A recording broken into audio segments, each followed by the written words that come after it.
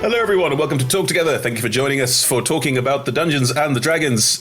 We pre-record these and it's really early in the morning, so if any of us are a little not quite with it, that's why. Yay! How's everyone doing? We are talking about the Dungeons and the Dragons. I'm Chris. I'll be hosting for you tonight, and I use they, them pronouns. I'll be chatting to the cast of Into the Wastelands, the Eternal Army. Actually, before we start, no, really important question, because it's come up quite a lot in like various forums and chats and discords. Is it Into the Wasteland or Into the Wastelands? Look, it was Into the Wastelands. Lands. Yeah, there's more than one, isn't there?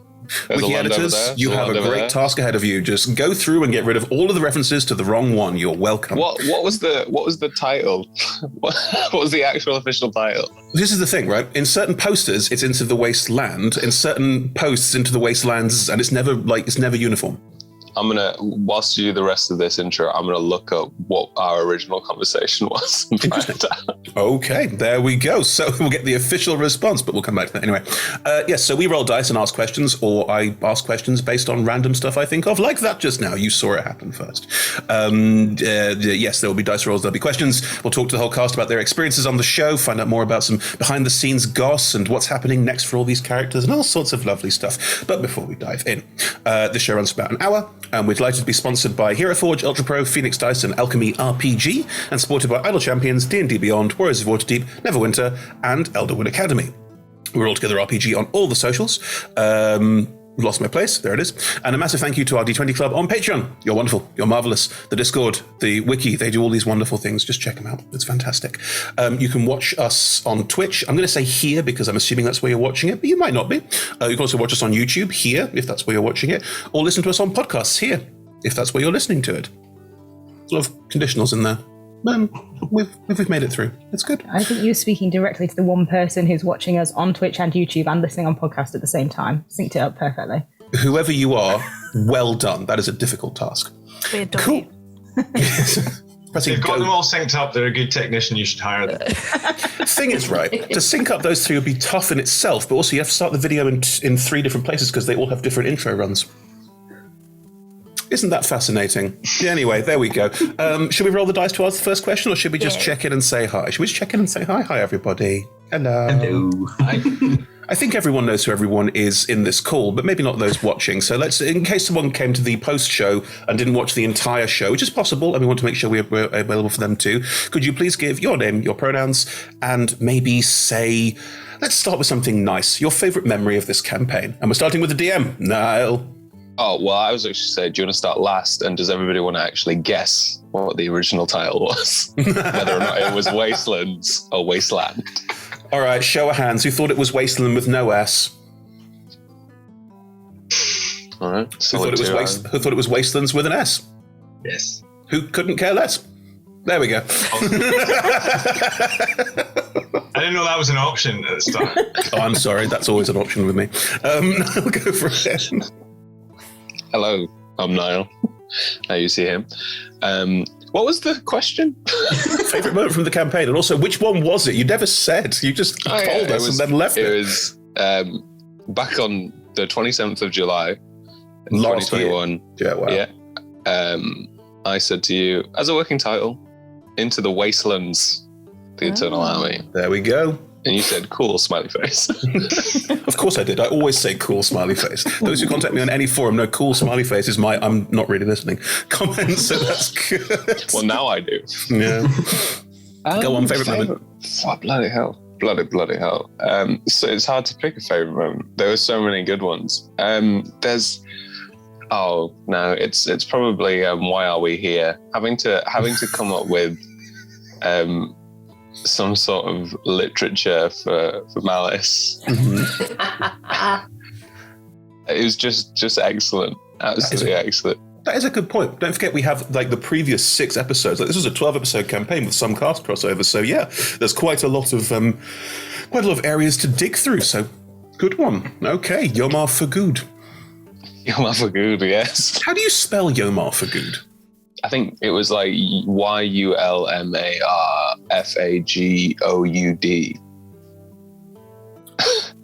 That's me pulling from my memory. So that's a lot of alphabet, Niall. Yeah.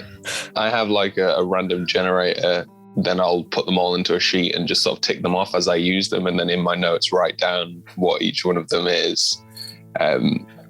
And I think it was pointed out that a lot of them are very innuendo-y or something. Apparently there was one that was like cum bottom or something. I don't think they were so much innuendo-y as they were potentially innuendo-y. Like you listened to them and went, is that a bit? Is it a bit? Just the way I say it, I believe. Thank you very much, Niall. Picking at random. Evie. Oh no, I just put an animal.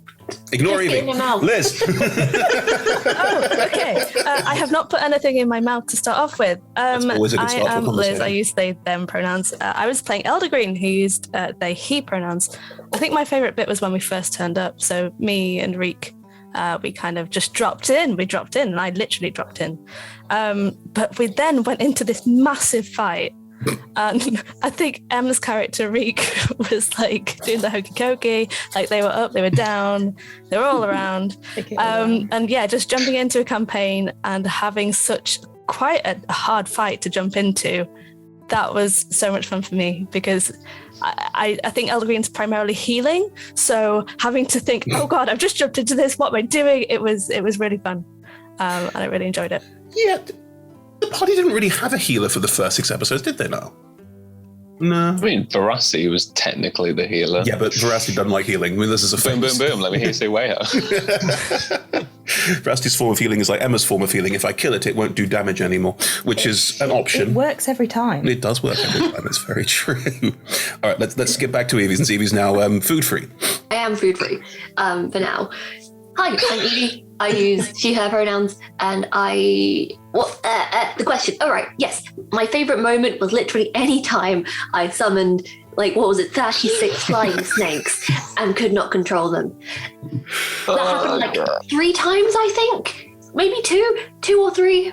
I think it was 2. Yeah. Because both times the editors had quite a lot of how are we going to showcase this? I believe in the first half season, it's an animation of a single snake radiating out from Malice. And in the second, it's just a wall of snakes. I'm pretty sure it's just a wall of snakes by the second season. Yeah. Wall of snakes. That would have been a better title. Wall of snakes. Is it snake singular or snake plural? Has it got the S on the end? If interesting. It's a wall of snakes, surely it's just solid snake standing on top of himself, multiplied. Just a bunch of very old white dudes with eye patches standing on top of each other going, And to summon him, you have to scream, snake! Snake! That only works if he's died. Oh, right, sorry. I thought that was the calling to, restart the level. No. So you thought... This is a segue, joking. but I like. Don't go back into it. I'm fully aware. I love it conceptually. The Colonel shouting snake all upset is not because he's upset. It's because he's shouting you to press the reload button. He's trying to bring Snake back. Yeah. He misses him so much. He's like, bring him back, Snake. Dara O'Brien does a lovely bit about why is he so upset about Snake dying? He's canonically a terrible agent. Cool. G. Hi, I'm G. I use he, him pronouns, and I played Vega, who uses he, him pronouns. I think, for me, a really nice moment is when Vega got sort of dust blown in his eye, and there was a whole sort of vision and things, and it's a moment that's really nice as a player, where whether the DM's actually kind of planned it all out or not, you get a kind of moment of, there's a thing to investigate and to pull apart and try and work out and see where that's going, and that's always a really nice moment as a player. For me that was probably my favorite. That thing where the DM takes your character and your story and your backstory and just goes, here's a bunch of stuff. How is this going to work? I don't know, but here it is. Let's just build it all in together. It's that invitation to roleplay with them. Yeah, exactly. Yeah, it's nice. Thank you. Very nice, G. Em. Oh no. Hi, I'm Emma. Is it pronounced Em or Emma? It was you or Mike. Who else was it? I mean, you should have been prepared. I hate favourite question moments because my memory's so shocking.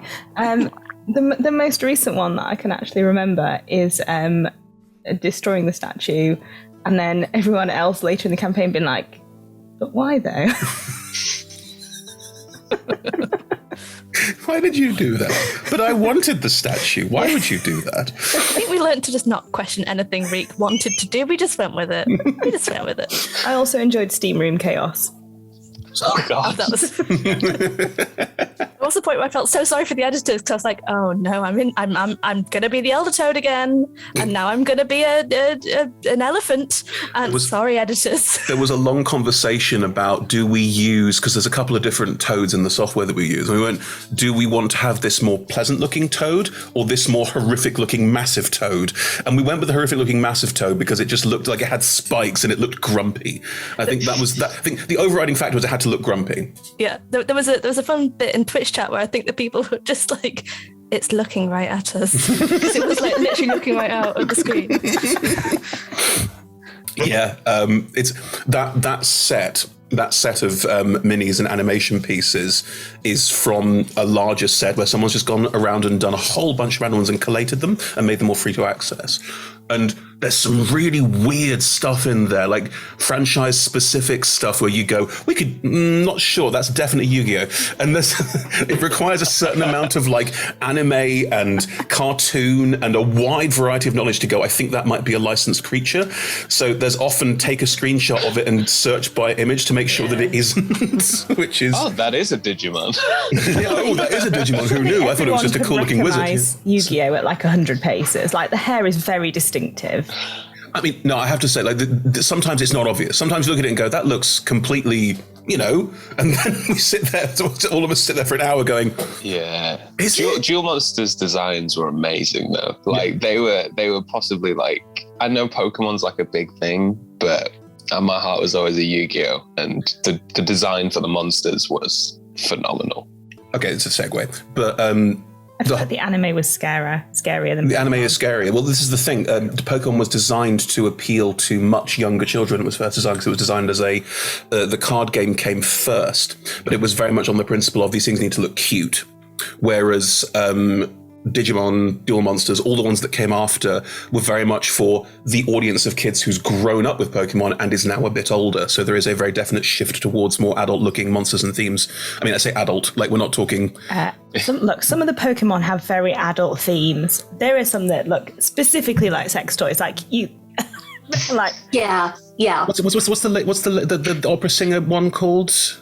That one looks very weird. That one looks like a sex doll. Oh, Jiggly something or other. No, not I know which one you mean. Not the Jiggies and the Wigglies. They're just cute, fluffy monsters. She's Jinx. You mean She's called Jinx. Jinx. one where they had to change the design because it looked racist. Yeah. Yes, the one they had to change the design because it looked like a That was Gollywog. it. You are correct. Yeah, that's awful. Well. Moving on, Mike. Hello. Hello, I'm Mike, and I use he, him pronouns. It's got to be the total destruction of Hobbo Gobbo, the king, and just totally destroying any authority he had from the very start.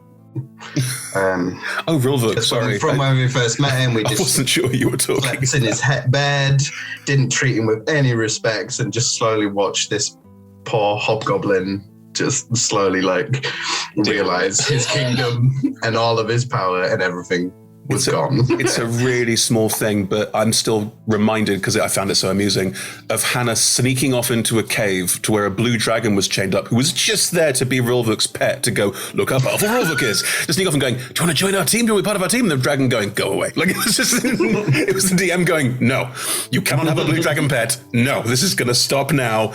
Not happening. It's a dragon. It's like a fully grown dragon. Give me a break. You defined it as at least being young enough to be in the cave with the king and be okay being chained, because otherwise... Did I say it was okay being chained? I thought I was like... No, it was really upset about it. It was really upset about it. It's a little... But it's a dragon. It's a dragon. They will kill you. Was it just a sort of look how awesome Rilvuk is moment to have the dragon there, or did you have further intentions? Well, it was a bit of just like world building. There was the fact that there was a dragon on the scoreboard. Hey, go hunt a dragon, because that's really hard to do, kind of thing. Oh. And then it was like, because it's not just Rilvuk that's done it. He's amassed a little small army, so together they'd have done it together and lost. Like, probably tens of people, and it would have been, theoretically it would have been more of a fight. But it goes to show the tenacity the rulebook was meant to have. He was a king and a leader, and someone that, even though was very forward thinking, could be strong and powerful. Mm-hmm. With a lot of the early Predator's Lair stuff, it felt like there were a lot of little like snippets in there of other things, because there was a lot of detail about what was on the scoreboard and other things you could hunt down. Was there a lot of interconnected stuff there, or was it more just like throwing in some cool Easter eggs? I think for me it was just like little things I like, but there was the dragon, the orc horde, and I think there was one more. I can't remember. I would have specified like the odd one, and in my head at the time, I'd have had a reason for it being there. But it's so long ago now that I've not got my notes with me either. I mean, the first episode of this was recorded with the original cast last summer. Yeah, and then technically we trialed it out. With the sort of Warriors of Waterdeep guys. Yeah. It was basically plus Mike, I think. No, Toby. No, it was Toby. Tobes, yeah. God, that's a long time ago then. Yeah. The Osmond. Yeah, he's very busy at the moment. Gosh, cool. Shout out to the Osmond. Shout out to the Osmond. He's just had a really good run of a show. Anyway. Yeah, he looks like Hitman from the video games. Yeah, to shave his head to play famous gay playwright. I forgot his name. Doesn't matter. Joe Alton? I think so. Anyway, he's doing really well. Let's roll a dice. It's been, half an hour? That's about right. Good. Right. Dice time. Got to find the questions first. There we go. What? This is a question for everyone. Ooh. Would any of your previous characters have done this campaign differently, sorted it, solved it in a jiffy if they were there? Blank. Up over here. It is. Well, Jamie's entire character was based off not having a fucking clue how the world works. Would any of your other characters have had more of a understanding of the sitch? Yeah, Torre's like super worldly wise. Yeah, he's problem solver. That was like a big part of who he was. So I feel like he'd have embraced it. And plus that dirty sneak attack and gun was pretty ruthless, which I imagine would have changed the fight a lot more. Because Jamie, not with your dice rolls. Yeah. Oh, that's true as well. I don't think I've had a campaign run like that with the dice being as mean to me.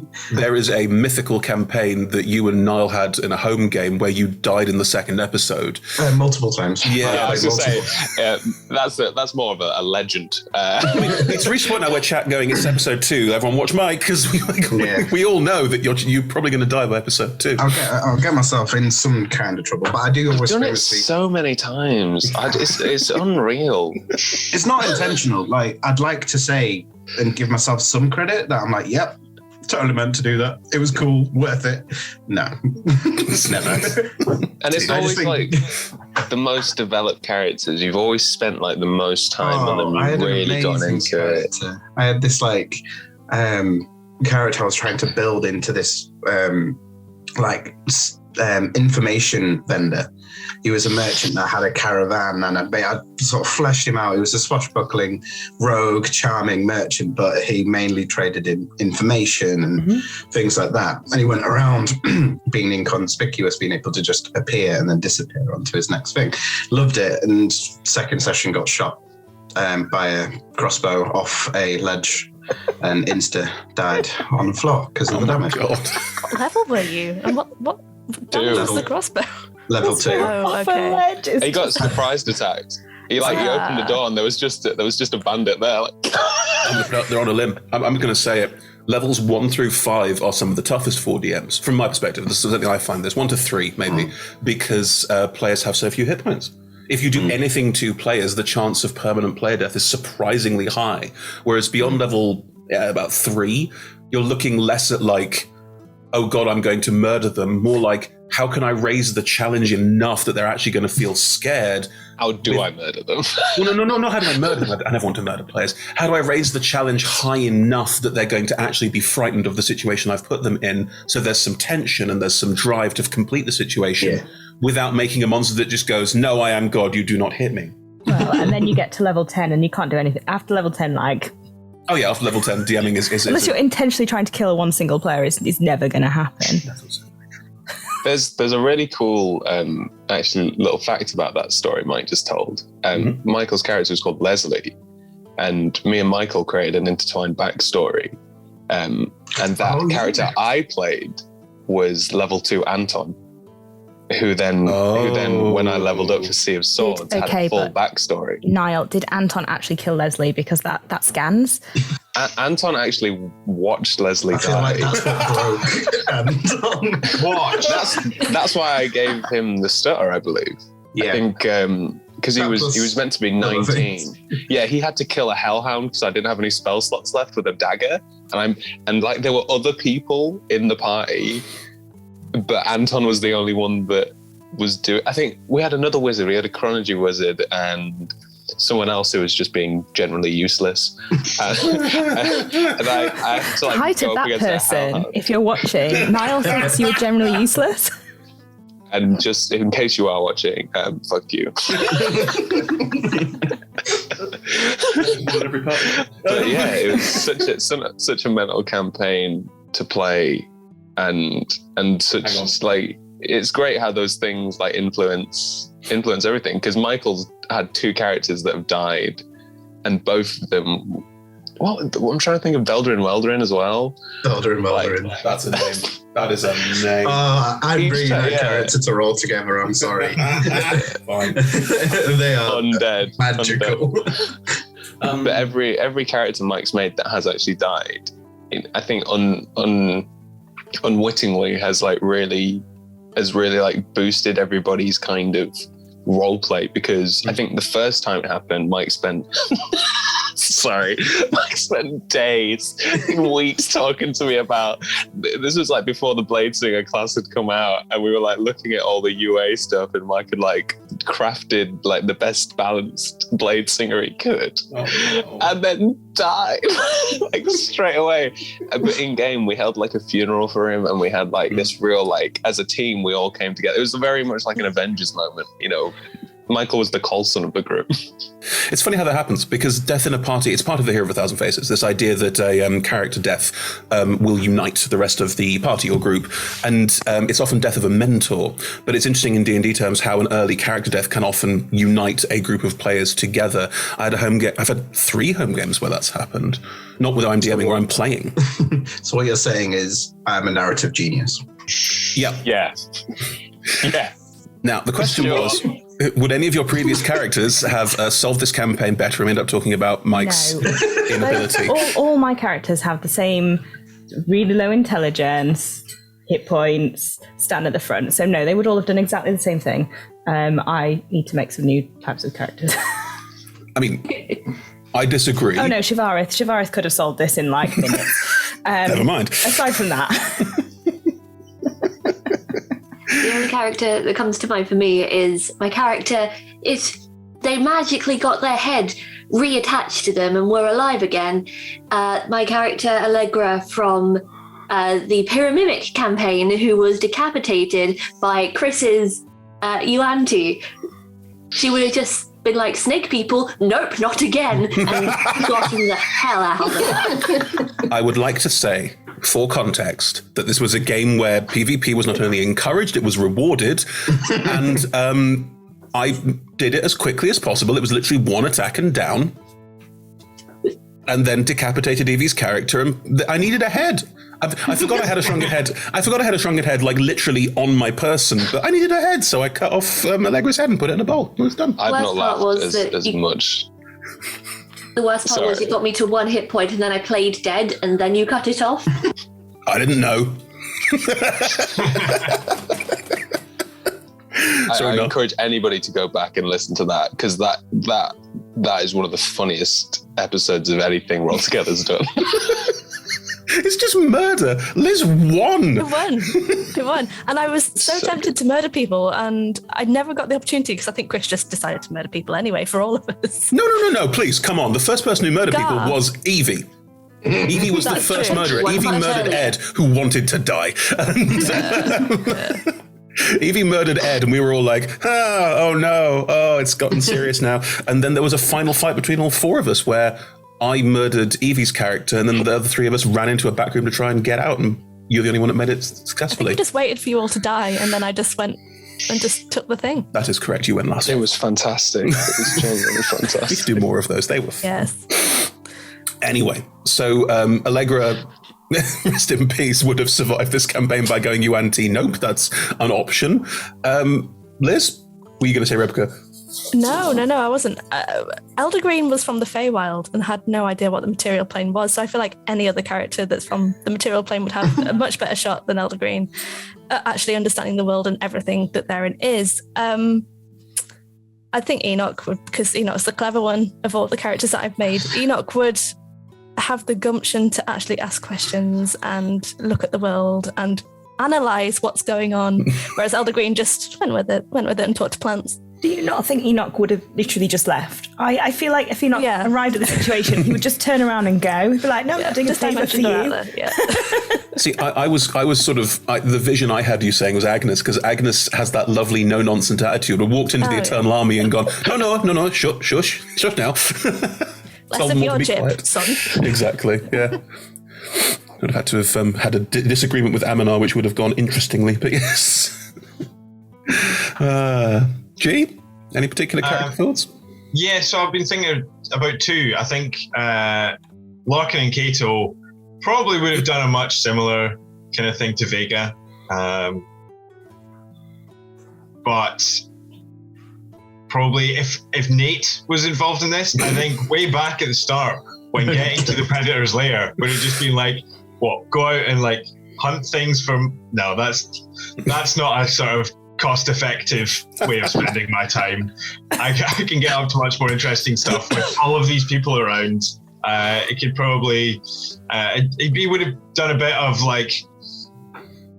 He probably would have run some books on what other people are doing. He'd have been taking bets, I think. Is the summation of all this that what we actually needed was a really intelligent character? Yeah. That's 3 wizards. Sorry, I don't know what Evie's character was from Pyramimic. Allegra's a rogue. Well, was a rogue. Bard? No. Allegra was a bard masquerading as a rogue. Oh, yeah. Jimmy the Fingers. Jimmy the Fingers. Yeah. Jimmy's Fingers. Did everything. So good. It was so good.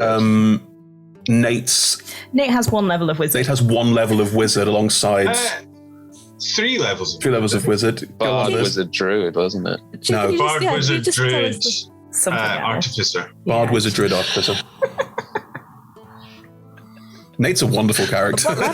What level is 10. 10 when we were 10 for ended Sea of Swords. Yeah. Haven't you been playing with more classes recently? Oh, well, there's reasons why we're talking about Anton and Nate, Mike. So Nate ended up as level 12. But yeah, when he comes back, he's going to have an extra thing. He's been... Yeah. No spoilers, Jay. Nobody knows that yet. Tease. It's my plan if he comes back. No. We'll do that. Tease. Look out for the summer season. We might be seeing Anton and Nate again. Right. I'm roll the dice again. Ooh, natty 20. Ooh. What's next for your characters? That includes NPC characters now. Elder Green and Reek are going to go and have a chat with the Sphinx. It's going to go super well. Can I just confirm die down here. that you're going to Karatur? You're going to the D&D equivalent of, I believe, like China, Tibet. Look, we're going to wherever Nal said was the nearest city. I thought we were just going to go wander the desert and see what would find happen. Sphinxes. Yeah. Find the Dehydration, usually. I need a mini-series with just you two and a DM. Just like half an hour. Like, that's all I need. What's the combined intelligence score of Reek and Elder Green? -5. Definitely less than 20. while they're looking up the combined intelligence score of both of their characters. Any thoughts for anything else on the characters? Is Malice starting a cult? Is that a thing that's happening, Evie? Possibly, yes. Oh, wow. Possibly. Do you think... Okay, interesting question. Do you think Malice now sits in the realm of PC moving towards NPC villain character, or is still a player character with interesting choices? I think that he might need a transition period and then just become NPC villain. Oh, what's that? A new DM? You can't think of like someone to be behind this evil? Just use Malice. He's just there. Do you want to play Malice again, or are you like going, I think Malice is now off into the world and this is now my baby, I have let loose on you? I kind of love him, but I kind of want to see what other people want to do with Malice, the cowardly cult leader. I mean, there are certain DMs we have who I can just see going, yep. So, yeah. Yep, any DMs watching from Roll Together, just have at it. Oh, look, it's the big bad. To be fair, he's a lot less cowardly than he was, and now just a bit more sinister. Yeah. The point where you started adding s at the end of any random sentence in the last episode got me completely. Iconic. Absolutely There was someone in iconic. Twitch chat who was like, I really need a wee. I mean, to be fair, the episode was what, 3.5? Oh, tell you, the week of finales we just had, both shows ran at like 3.5, 4 hours. So sorry. I'm terrible with MDP. Look, I'm German. I always had think to swallow I'm good. all of that. Your state of time is very important. Just need a stopwatch now. I do. I thought just buying don't and sending think I you a stopwatch understand. would be pointed, and I don't want to be pointed. No, I genuinely, I use the stopwatch on my phone, and I just shit. I think though you should have like the countdown music, do do do do do, do, so you know that you've got a minute to finish. And that's like, you can say it all, and then that's it. You say that, we'll be like halfway through combat, and I'll be like, oh, this is the last episode. Rick's got 9. It's not that bad. What's next for the other two? What's next for... Oh, Jamie, my God, what's next for you? That's a sitch. Oh, I know. Oh, is it a campaign setup? I feel sued. No, if it is, that's fine. But if you don't want to reveal, that's totally fine too. Like, Jamie's situation is very much a DM went, nope. Yeah. Well, I'm a bit like, I definitely was disappointed isn't the right word, because I love it when DMs just like take characters and just pound them into and like give you so much stuff to work with and be creative. I think the first thing I said to Chris when we were setting up for Golden Fields was like, you can do anything as long as it's narratively fun. I'm in. Well, anything. I did. And they well and truly did. Yeah. And I was just, I felt like I was just in the background like, and my character's being like emotionally tortured. I'm just like, yeah. But sorry, Evie. I was quite excited for Jamie to be with Vega, because Jamie and Vega kind of very rarely actually crossed over in this campaign. They almost, because Vega was so fast, Jamie, as sort of a character, Jamie understood where Vega was nearly all the time. So she never felt like she needed to push like emotional narrative or anything with Vega, because he seemed so to the point and knew what he was doing. Gee, is that a fair assessment of Vega? Jamie's, you may have noticed, I made quite a strong character choice from the very start, which someone in chat may have noticed, but I barely made insight checks. Very, very, very rarely, if ever.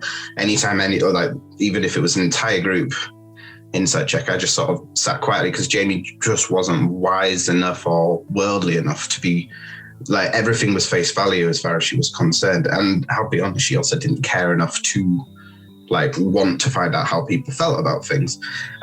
So Vega was a very straightforward person as far as she was concerned. So I think I did more sort of lean towards interacting with the other players. So I was quite excited to sort of see where a relationship with Jamie and just Vega would have gone.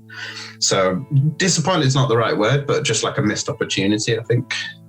I'm very excited to see what's going to happen. But that's the thing, right? Because if you make a character with a lot of, I mean, sometimes it's backstory. I know some of our players like to write out pages upon pages of backstory. Sometimes just a lot of thoughts gone into them, and you have a lot of ideas about who they are and why they behave in the way that they do. And then trying to, running through a campaign with them and going, this was great, I had a lovely time doing this, we've barely scratched the surface. I think that's great, because it means we can see those characters again and see more of their arc, see more of what happens to them, see more of their life. And I think I really enjoy that as a DM when a player comes in with an existing character and going, how can we take what you're already doing and add a new level to it? That's really nice. It's a gift. Niall, you set it up. Are you planning on running Jamie in definitely not the Shadowfell, but probably the Shadowfell?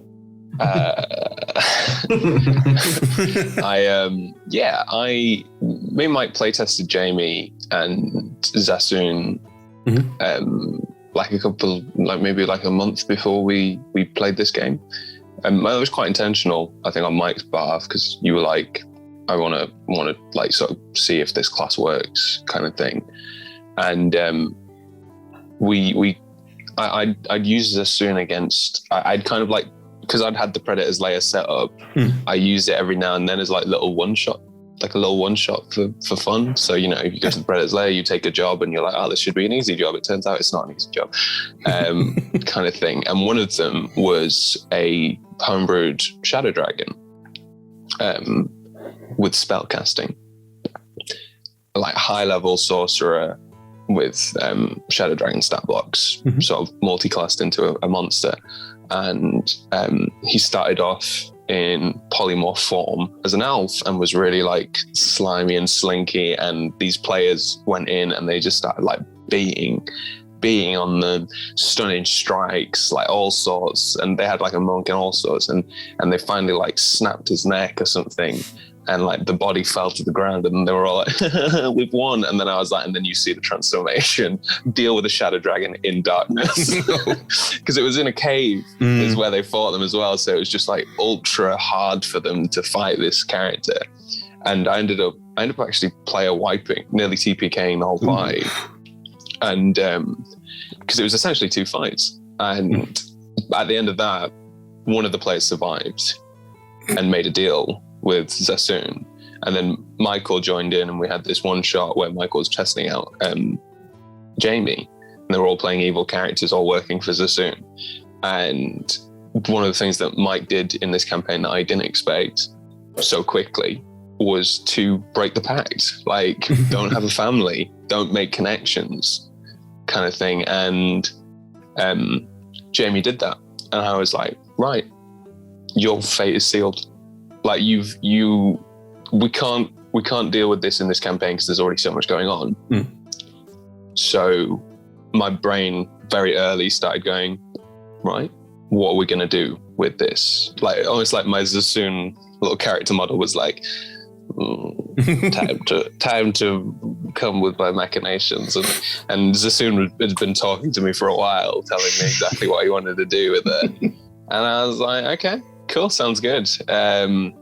And Liz, I think Liz put in the group chat, we have a DM's group chat very early on when it first started, talking about the Shadowfell, and I had a little moment. So I was like, finally, someone to talk to the Shadowfell about.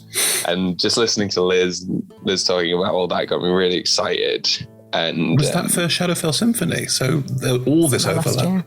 Yeah, it's a really long time ago. Of course, I just started, my brain just started whirring in the background, and I've come up with a whole idea for Jay. And I really, really enjoyed the fact that there was the vision stuff that Vega did, and being able to really just sort of be this is where you're going to be. and the kind of possibility of, depending on where Malice went, Malice might have been there with you, kind of thing, because at that point in time, I think Malice's character was still quite I don't really know which way I'm going to sway. And then it just so happened that you're on your own. You're on your own in this undead horde of zombies. And I'm like, cool, let's when we get the next, when I next pick up the DMing hat, there'll be a lot of different things we can do. I'm so excited to do stuff in Karatur like, just the idea of being able to play with Eldergreen and Reek again, and doing something in that kind of vein. I'm like, yeah, okay, cool. And then I've got Shadowfell stuff. I'm like, okay, cool. It's that DMing brain. Just new ideas, just keep rattling off. I keep a document which is literally just whenever I have a small thought, just going. Yeah. Because if I don't write it down, I'll forget it. One, for two, if I write it down somewhere, I'll come back to it months later and add more material. Then as it fleshes out and out and out, it becomes a campaign. I have that too, but I just tell you. Yeah, I know. Remember for me. The thing is, when you tell me an idea, it's gorgeous because you go, I had a thought, and it's this, and it's really short, random, and it's really like off on a direction, and it's a sentence. And then I go, ooh, and start researching and writing all this stuff up, and you go, cool. And then go, so this thing I'm planning on doing, how does it work in this universe? And I go, well, here's the rules, and suddenly it becomes this strange thing. I like that. That's beautiful. Well, it's very different DM brains. Emma's such an improvisational talent where it's just a matter of picking up and running. Whereas if I don't do a lot of prep work, I don't feel confident. So, and I like being that sort of sitting in the world going, I don't need to know everything about the story, but if I know about the world, I can spin out from there, which I really enjoy. But this is all sources for courses, strokes for folks. It's what you by the way, Reek and Eldergreen have 20 intelligence between them, so we'll be fine. I mean, average. We're average. You're average. I'm less than average. Those sphinxes, they're great on average. They love average. We're gonna win. We're gonna win the sphinxes. I might have to team you up with some smarter characters. Just a wizard. Just throw in a wizard. It'll be fun. Or an artificer. There's a choice of intelligent You reasons. expect them to listen to the wizard? No, that's the fun. There's the interplay. There's the story. It's done. So we just bring along some poor wizard who's there like, I know better, but they never listen to me. I don't think Nate's ever been to visit a Sphinx. He'd be up for that. Hey. Nice. And Nate Eldergreen is just very give good. everyone life advice. There'd just be life advice going around. I don't care that there's a sphinx. You just take this life advice. What were you Thank saying, for your Eve? words. Sorry, I was imagining just like them and then there's a wizard off the side like, I told you so. Every 2 minutes. We've the not energy I want. we've not had a proper like I told you so arsehole wizard in a really long time. Oh, don't tempt me. I know, I love that character. Look, you you're could. rushing my Never mind. No, Shivareth was on the edge of that in the first season. It's true. Yeah. On the edge of that, but we've not had that pompous git. The kind of person who Benedict Cumberbatch likes to play. Like that character. Oh, Sherlock Holmes. His Sherlock Holmes, his Doctor Strange, his villain from Atonement. There's an awful lot of points in his career where he's like standing off in one corner looking like he smells something bad. So what you're saying like is that as well. Murta needs to come back as a player character. What was that, Evie? Sorry, his Hamlet's like that as well. His Hamlet's like that as well, as is his Frankenstein. We found his type. Even his Smaug. Ooh. Yeah. Let's stop dicking on Benedict Cumberbatch. Right. Love the Cumberbatch. I rolled another nat 20. Let's just roll again. Need to play. That is, there was a lot of nat 20 cards handed out. Actually, we'll come back to the dice roll because I like it, but I want to know about this. No, let's talk about the crit deck. Everyone talk about the crit deck because I don't use one. I don't like them, but I don't dislike them enough to go, someone shouldn't do this, and I think every DM should have their choice. How do people feel about it? I'm intrigued. Interesting. Yeah, I enjoyed it for the most part, I think. I like that the players have one. I'm not sure about the DM having one. Like, I don't think you should give yourself cards because you roll more dice than anyone else in the game. I think it's not weighted properly. I like some of the benefits, but I don't know. It feels odd at times. Like it was fun on a random scale, but I also feel like they're not very situational. I tend to prefer it when it's like you roll a nat 1 on an attack. Oh, well, this very specific thing from this very specific situation happens, rather than just random from a deck. I don't know. I quite liked that you would be doing something and like, oh no, it's failed. And then you'd realize that you have a card and you're like, no. Or like, I think Reek failed at something and I gave Reek a card. Like it turned the tables and I thought that was quite cool. But as a DM, it's complicated because you, especially in combat, for example, it can turn the tables on you. So I guess for Niall, that was a bit of a balancing act for you. I mean, from an outside eye, but something that I find interesting is that a lot of game systems have what's called like luck points, or a banking system where you can bank good rolls or good things so you can succeed on something that you fail at. A lot of systems have that built into the structure. I mean, D&D has an optional rule on that as well, I believe. And it tends to be that. It tends to be allowing the players that even though you rolled in that one, you can still pass through this encounter without it being a major, like, oh, everything's going really well, and then I stubbed my toe, which can feel a little bit anticlimactic. So I totally see the value in those. So it ticked that box. I agree with you. There's that idea of going, oh no, I've rolled badly, but it's really important that I roll. I've got a card. Like that's a really nice arcing like thing to watch. But yeah, watching a DM cancel players nat 20s, it just made me like, oh no, it made me really sad. Go on now. Holding it in. I just think it's like a new version of playing for me. I would still, like, if I forgot the cards, I would just go back to what I did before, which is just let my brain go crazy. And it's one of those, like, I'm getting some more new cards to play out with and see how they change the game. So for me, I would play with them, without them. I think me and you had like a little text conversation after this, and it was like the just purely the upkeep was so hard, and having to lean, because I've not got much space where my setup is when we record, so I've got to like lean down, and it's just, you know, it's time and it's effort, and sometimes I think Em said it. Oh no, Evie said it. Sorry, when you pick up a card, it's just not relevant. You'd be like, oh well, this makes no sense. Fuck this. Do you know what I mean? And I think there's like I think there's a place for them, and I think I'll slowly get better at figuring out what works for stream, what works for when I'm playing at home, what works for when I'm playing with other people. And I just like the fact that people make these things. It's just like a totally different game mechanic. For me, it's like coming in cosplay to the room. You're like, oh, this is cool and this is different. Do you know what I mean? We're not all people playing, you know, D&D. We've got 4 people playing D&D, and there's an actual wizard across the room from me. What are you saying, Jay? I liked the fortunate circumstance cards. Yeah, you did. I feel like I ended up with a lot of them, but like it took me a while to get around my head. Get my head round like when is actually a good point to play them, because they're not actually that useful in combat. It's more about roleplay and story stuff, and so yeah. I mean, that is the literal definition of banking a nat 20, because a nat 20 is a fortuitous circumstance. Like in combat, you crit, and a skill check, you tend to like over exceed something. So it ties in with that quite nicely. That felt like the sort of classic like bottom rung of what are all the options that could come on top of this. Correct me if I'm wrong now, but then what you're talking about in terms of a crit deck isn't necessarily, I need something here to change the game up. It's the same thing as like a prompt deck, because there's so many, a prompt deck is like a how to tell stories box with lots of cards in it, with like, you enter a tavern and trying to vary that card away from you enter a tavern.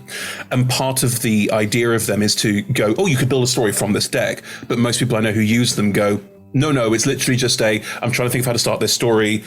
Oh, that's an idea. And then writing it down, and suddenly they're developing their story in a different direction. So using it as a prompt over a tool to write the entire thing. I've never used one, but it feels like that. Yeah. That's exactly. They're really nice. Is, sometimes out of combat, you roll a natural 20 and it's like, well, you've already gained all the information. This doesn't mean anything. And I think that's really nice, because then it's like, you still get all the information, but actually you get that opportunity to have that kind of success somewhere else. I think that's a really nice use of them, because sometimes you roll that 20 and the DM's like, yeah, you can see the ocean. Congrats. In it. And you can't I think there's like inspiration as well. Obviously can be used as a reward, but it feels a bit, I think a lot of inspiration is usually used for like a funny moment or a really character driven moment. Whereas like, you know, you don't really tend to use, I don't know, I've not really used inspiration as you rolled a nat 20, but didn't do anything. Have some inspiration. Really interesting idea for inspiration, isn't it? You rolled in that 20, but we can't really use it, have an inspiration, because inspiration is that DM fiat hand wave, you've got something good, meh. So Yeah. But even inspiration just gives you advantage to a roll. It's kind of like one of those. Not the same, is it? Yeah. Exactly. I don't know. I think there's going to be figuring it out definitely.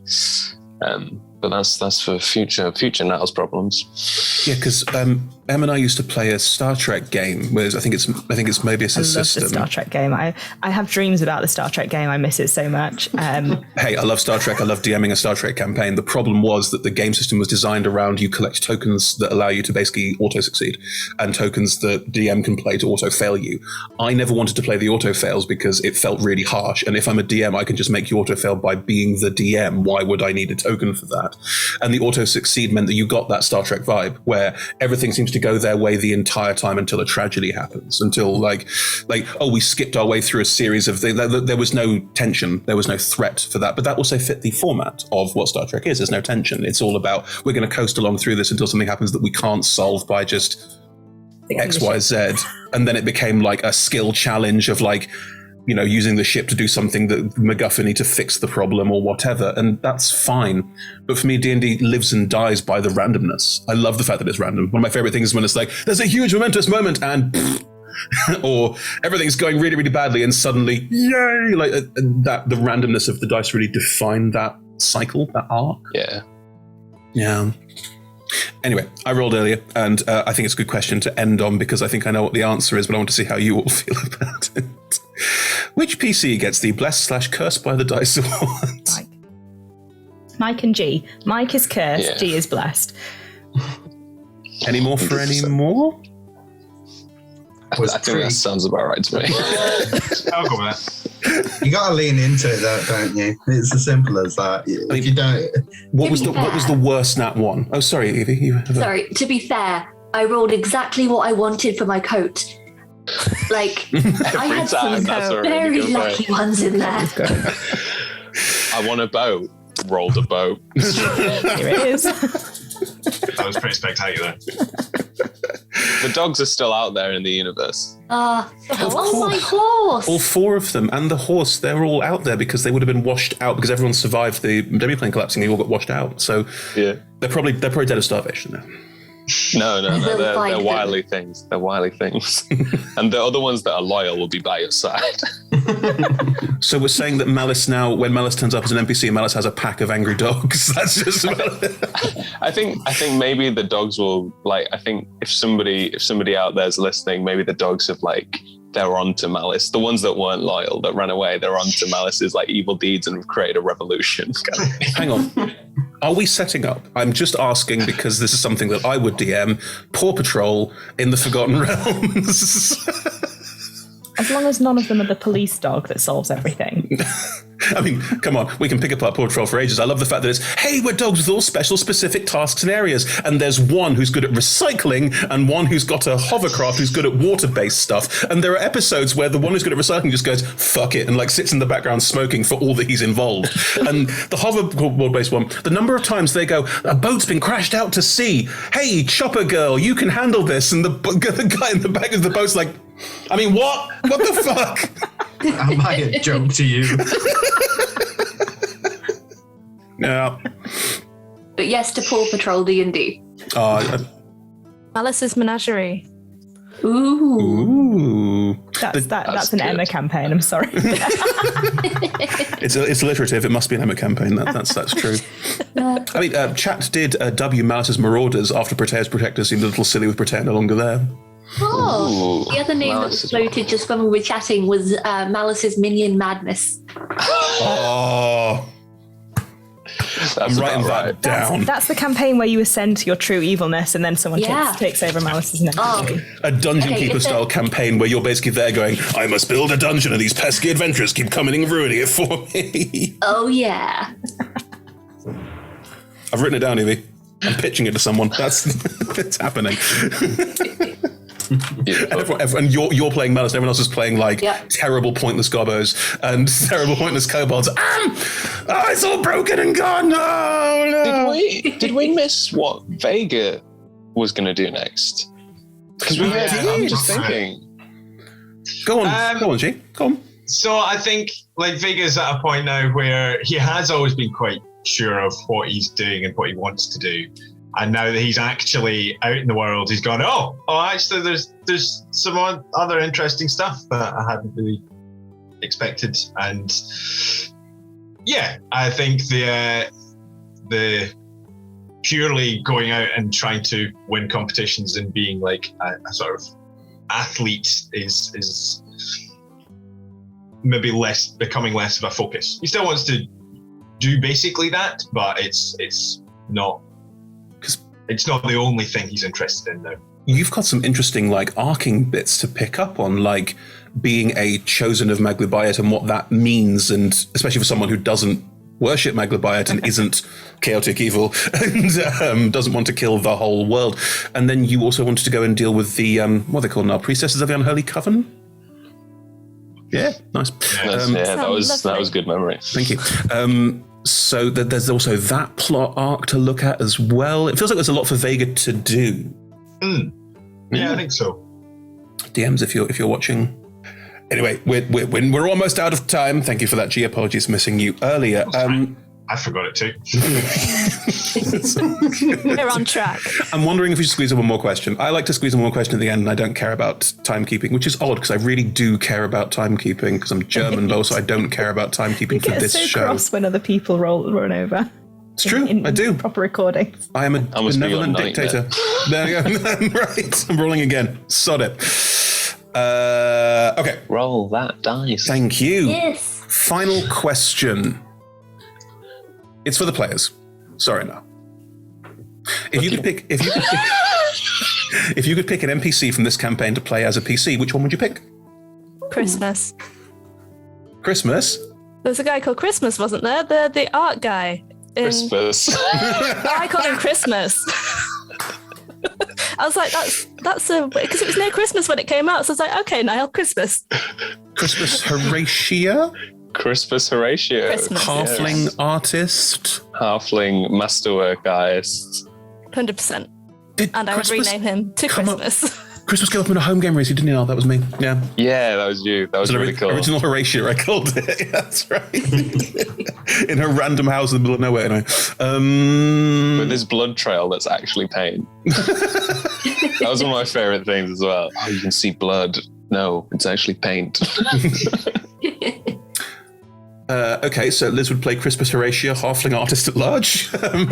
Great. Any more? Joe. Jonah. My answer. Jonath.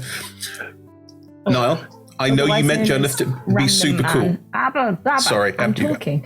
Otherwise known as Random Man, because he's very unlike the other characters they play. He's like, I'm here, I exist, my things are happening. God, you're going to go over there, aren't you? Fine.